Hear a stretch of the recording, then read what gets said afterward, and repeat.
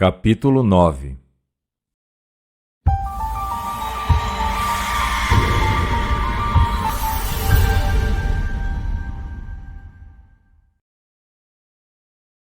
Neste capítulo, você aprenderá a aplicar as ferramentas com as quais pode construir para você qualquer condição que deseje.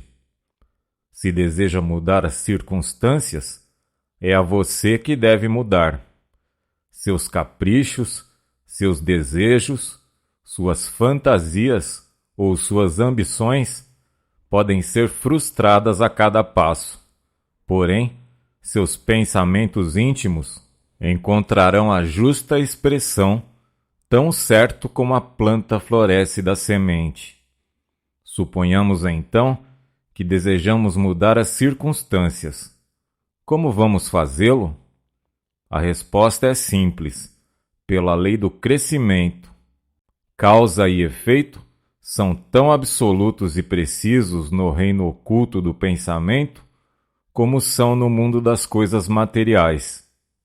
Mantenha em mente o que deseja, afirme-o como um fato já consumado. Isso indica o valor de uma afirmação de grande alcance. Pela repetição constante, chega a ser uma parte de nós mesmos.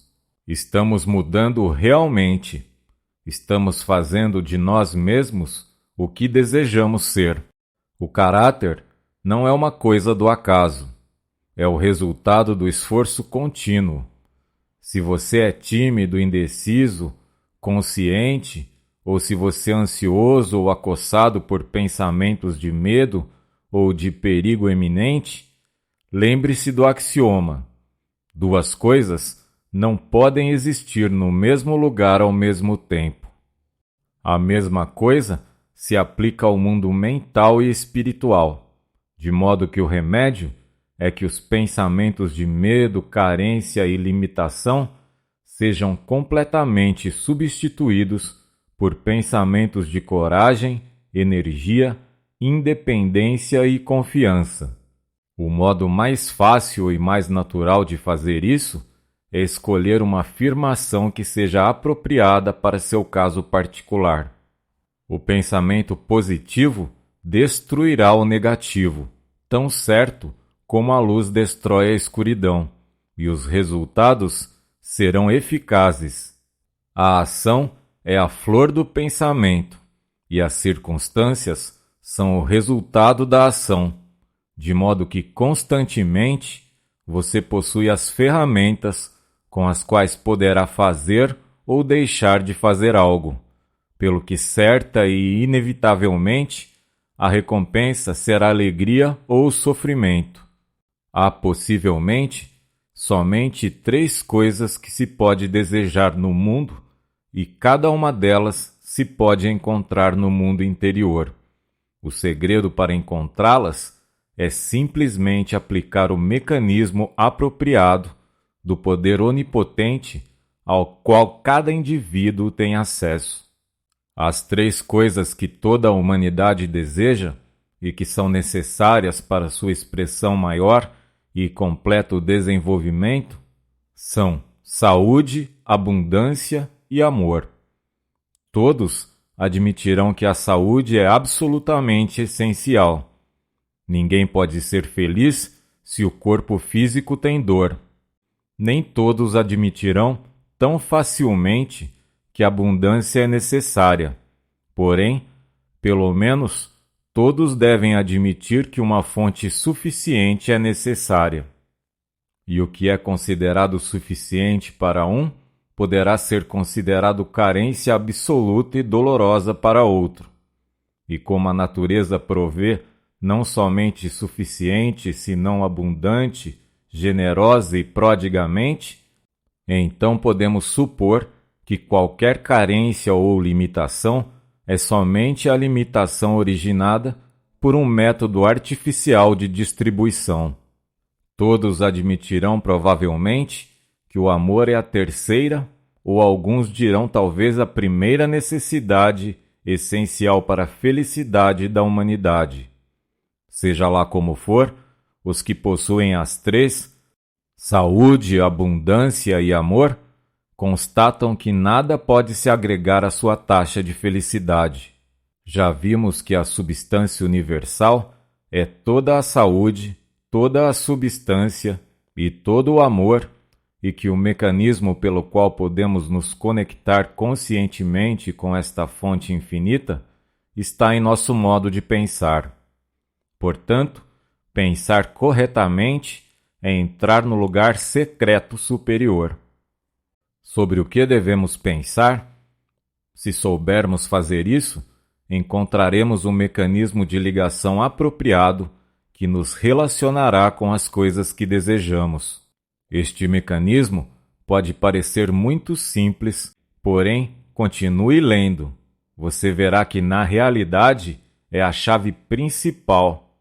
É a lâmpada de Aladim, se isso lhe agrada. Constatará que é a condição fundamental, imprescindível, a lei absoluta do sucesso, o qual significa bem-estar. Para pensar corretamente e com precisão, precisamos conhecer a verdade. A verdade, então, é o princípio subjacente em cada assunto, negócio ou relação social. É o precedente de cada ação correta. Conhecer a verdade, para estar seguro, para estar confiante, proporciona uma satisfação que não é comparável a nada.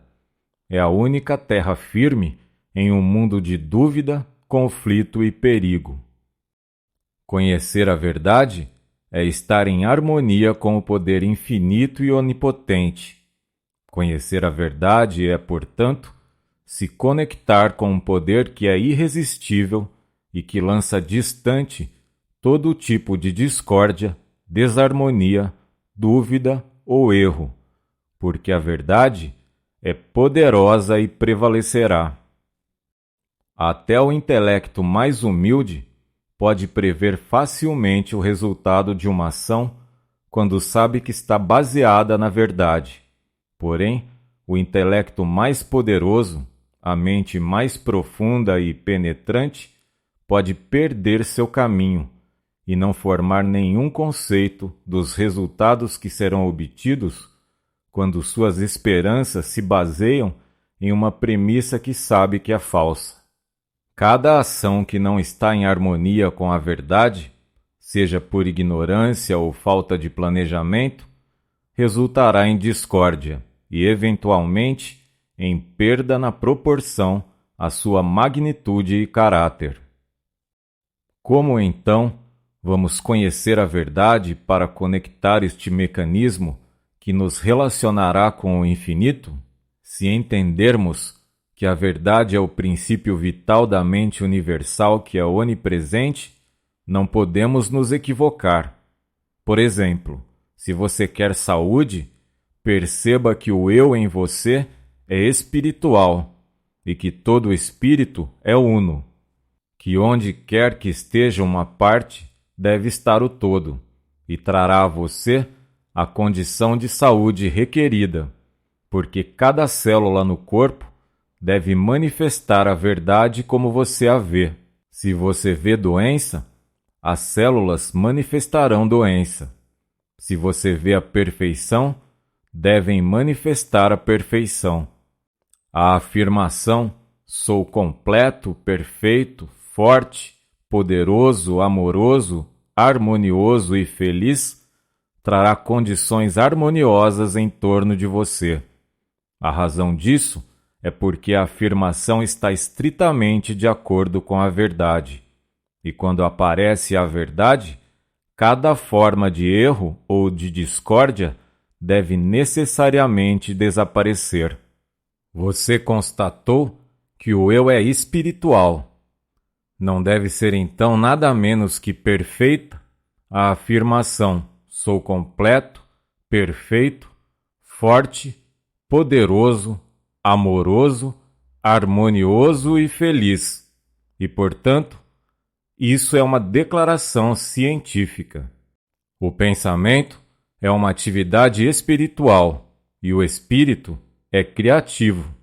Portanto, O resultado de ter este pensamento na mente necessariamente produz condições de harmonia. Se você quer abundância, perceba que o eu em você é uno com a mente universal, que é toda a substância. É onipotente e lhe ajudará a pôr em ação a lei da atração, que lhe oferecerá a vibração da força que produz o sucesso e gera as condições de poder e riqueza em proporção direta ao caráter e propósito da sua afirmação.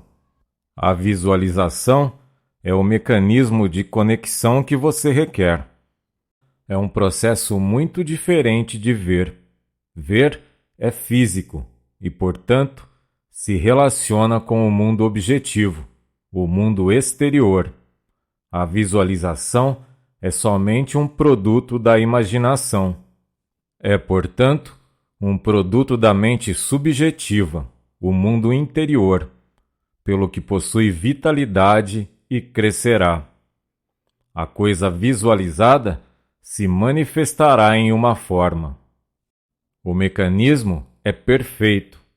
Foi criado pelo arquiteto mestre, que faz bem todas as coisas. Porém, infelizmente, o operador é às vezes inexperiente ou ineficiente. Todavia, a prática e a determinação superarão este defeito. Se você quiser amor, o único modo de conseguir é dando-o. Que quanto mais você dá, mais você consegue. E o único modo que você pode dá-lo é preencher-se de amor, até que você se torne um ímã.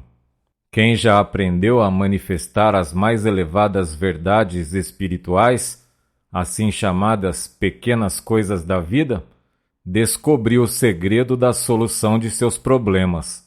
A pessoa está sempre desperta, de pensamento mais alerta, por sua maior intimidade em ter consigo grandes ideias, grandes acontecimentos, grandes coisas naturais e grandes homens.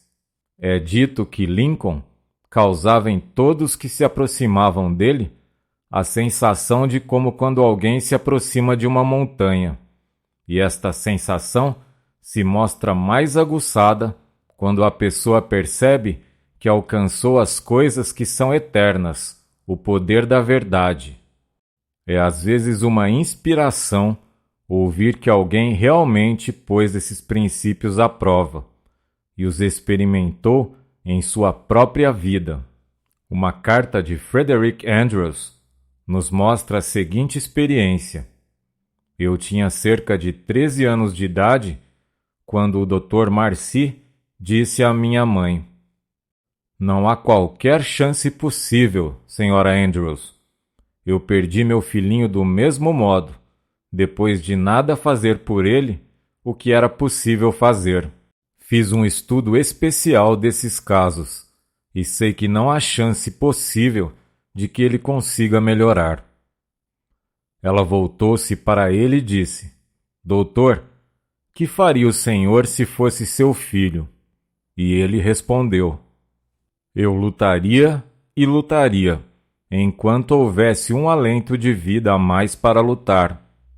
Esse foi o princípio de uma grande batalha com muitos altos e baixos. Os doutores estavam todos de acordo que não havia chance de cura, porém, eles nos animaram o melhor que podiam. No final, a vitória chegou. Eu cresci um pouco retorcido e deficiente em minhas mãos e joelhos, até chegar a ser um homem forte, direito e bem formado. Sei que você deseja essa fórmula, e a darei tão breve e rapidamente quanto puder.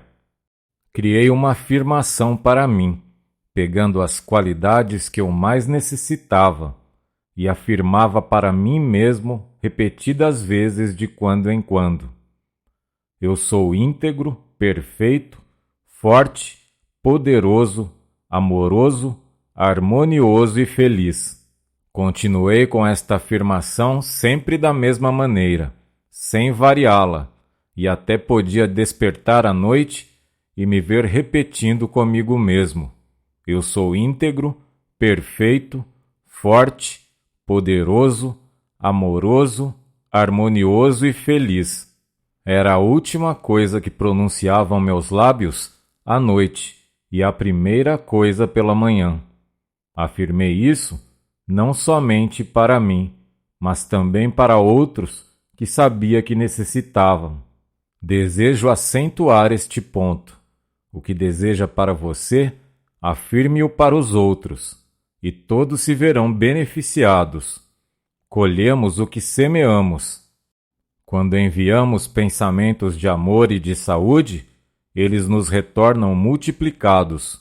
Porém, se enviamos pensamentos de medo, preocupação, ciúmes, cólera, ódio, etc., colheremos os resultados em nossas próprias vidas. Normalmente se diz que o homem se reconstrói totalmente a cada 7 anos. Porém, alguns cientistas agora declaram que nos reconstruímos inteiramente a cada 11 meses. Na realidade, temos 11 anos de idade. Se a cada ano reconstruímos novamente os defeitos em nosso corpo, não temos que culpar a ninguém, senão a nós mesmos. O homem é a soma total de seus pensamentos. A pergunta é: como vamos manter somente os bons pensamentos e rechaçar os maus? A princípio, nos pode custar evitar que os pensamentos maus nos cheguem. Porém, podemos evitar entretê-los. O único modo de fazer isso é esquecer-se deles, isto é, faça algo a respeito. Aqui é onde a afirmação que fizemos entra em jogo. Quando um pensamento de raiva, ciúmes, temor ou preocupação chega, silenciosamente comece com a afirmação: o modo de lutar com a escuridão é com a luz. O modo de lutar com o frio é com o calor. O modo de superar o mal é com o bem. Eu mesmo nunca poderia achar ajuda na negação. Afirme o bem e o mal desaparecerá. Frederick Elias Andrews. Se há algo de bom que você necessita, use a afirmação. Utilize-a tal como é.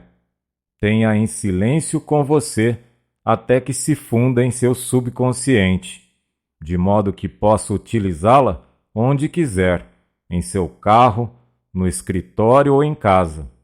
Esta é a vantagem dos métodos espirituais. Estão sempre disponíveis. O espírito é onipresente. Está sempre pronto. Tudo o que requer é um reconhecimento apropriado de sua onipotência, boa vontade e o desejo de sentir que receberá os efeitos benéficos. Se nossa atitude mental predominante é de poder, coragem, amabilidade e compaixão, veremos que nosso ambiente rechaçará as condições que dizem respeito a pensamentos equivocados. Se nossa atitude mental é fraca, crítica, invejosa e destrutiva, veremos que nosso ambiente reflete condições em correspondência com esses pensamentos. Os pensamentos são causas e as condições são efeitos. Nisso está a explicação da origem do bem e do mal. O pensamento é criativo e se corresponderá automaticamente com seu objetivo. Esta é uma lei cosmológica, a lei da atração, a lei de causa e efeito. O reconhecimento e a aplicação desta lei determinarão o princípio e o final. É a lei pela qual, em todas as épocas e tempos, o povo chegou a crer no poder da oração. No exercício desta semana, visualize uma planta. Escolha uma flor, a que você admira mais. Traga-a desde onde não a vê até onde possa vê-la. Plante a minúscula semente. Regue-a, cuide dela. Coloque-a aonde bata raios solares diretos. Observe a semente nascer. Agora é uma coisa viva, algo que é vivo e que começa a buscar os meios para a subsistência. Veja as raízes penetrarem na terra. Observe como cresce em todas as direções e lembre-se que são células vivas que se dividem e subdividem e que logo formarão milhões, que cada célula é inteligente, que sabe o que deseja e sabe como conseguir. Veja o broto crescer em direção à superfície. Observe-o brotar através da superfície da terra. Veja-o se dividir e formar ramos. Veja como cada ramo se forma simétrica e perfeitamente. Veja-o formar as folhas e os galhos minúsculos que sustentam no alto um broto. E veja que o broto aumenta e então sua flor preferida estará à vista. E se você estiver atento e concentrado, sentirá a fragrância da flor, pois a brisa sacode suavemente a formosa criação que você visualizou. Quando você for capaz de se concentrar completamente em sua visão clara, será capaz de entrar no espírito de uma coisa. Chegará a ser muito real para você. Você terá aprendido a se concentrar, e o processo é o mesmo se você está se concentrando na saúde, numa flor preferida, no ideal, num assunto complicado de negócios ou qualquer outro problema da vida. Todo sucesso se consegue pela persistente concentração na visão do seu objetivo.